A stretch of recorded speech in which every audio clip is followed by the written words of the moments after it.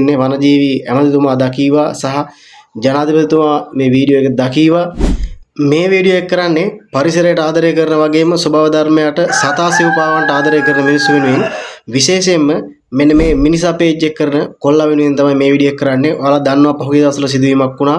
මේ කොල්ලා ඩැකෝ එක්කට අහුවෙච්චි පිඹුරෙක් ගෙනල්ලා ගෙදර තියාගෙන වෙදකම් කරපු නිසා ඒ හේතුවෙන් වනජීවියෙක්ගෙන් ඇවිත් ගෙදර පරීක්ෂා කරලා බලලා ඇරස් කරලා කොහොම හරි උසාවියට යන තත්ත්වයට තැනට යනවා. ගිහින් උසාවියටත් ගිහින් උසාවිය දාලා අපදෙනකල් උසාවියේ කූඩුවෙත් ඉඳලා රුපියල් 50000ක දඩේකුත් ගෙවලා තමයි කොල්ලා මේකට නිදහස් වෙලා එන්නේ. ඉතින් අවසානට ඒ කොල්ලා මම දැක්කා වීඩියෝ එකක් දාලා තියෙනවා ආයේ නීතියෙන් ආරක්ෂිත සත්තුන්ට කිසිම අවස්ථාවක වෙදකම් කරන්නේ නැහැ කියලා.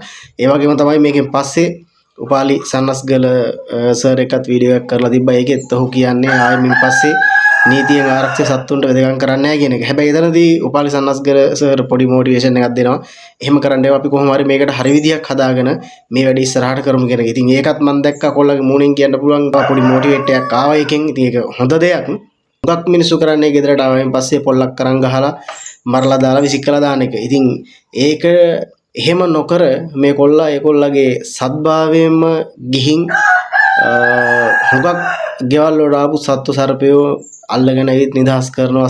තුවාල වෙලා ඉන්න සත්තුන්ට ප්‍රතිකාර කරලා සනීපුණායින් පස්සේ කැලේට උදාහරණ වීඩියෝ සමතරක් දාලා තියෙනවා.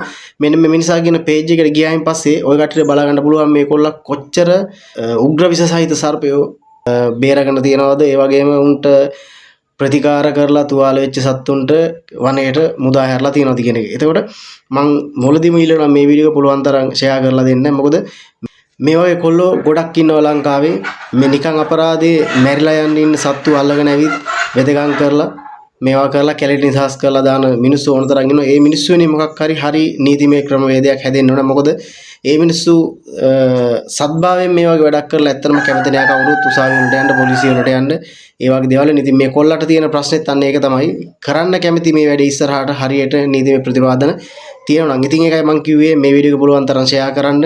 ෂෙයා කරලා මම පේජස් කරන කොල්ලන්ගෙනුත් ඉල්ලනවා අනිවාර්යෙන් මේ වීඩියෝ එක කරලා දාන්න. මේ මිනිසා පේජ් එක කරන කොල්ලා සහ මේ වගේම මිනිස්සු ඕන තරම් මේ ලංකාවේ ඉන්න තරම් කියන්නේ 14ක් ඉන්නේ. ගොඩක් නෑ සුළු ප්‍රමාණයක් ඉන්නේ. ඒ වෙනුවෙන් වීඩියෝ එක කරලා දාන්න. මේකෙදි කියන්න අවශ්‍යතාවය තියෙන්නේ වනජීවි ඇමතිතුමා දකීවා සහ ජනාධිපතිතුමා මේ වීඩියෝ එක දකීවා දැකලා මෙන්න මේ වගේ කොල්ලන්ට නීතිමය පැත්තක් හදලා දෙන්න. මේ වගේ අසනීප වෙච්ච සතෙකුට වෙදකම් කරන්න සහ සනීප වෙනකල් ළඟ තියාගෙන වනයේට මුදා හැරීමේ ක්‍රමවේදයක් හෝ මේ වගේ සතෙක් එක්කෝ වනජීවියෙකුගේ අධීක්ෂණය යටතේ වෙදකම් කරලා සනීප වුණායින් පස්සේ වනයේට මුදා හරින නිසි ක්‍රමවේදයක් නීතිමය පියවරක් තියෙන විදිහක් අනිවාර්යයෙන්ම හදලා දෙන්න කියන මේවා අපි රජයෙන් ඉල්ලනවා. ඉතින් මම කිව්වා වගේ ඉස්සලා පේජස් කරන කොල්ලන්ගෙන් මම ඉල්ලනවා මේ වෙනුවෙන් පුළුවන් නම් පොඩි වීඩියෝ එකක් හදලා දාන්න. ඒක ඇවිල්ලා මේ පිළිබඳව මේ රජය දැනුවත් කිරීමේ ලොකු උත්සාහයක් විදිහට අපිට ගන්න පුළුවන්.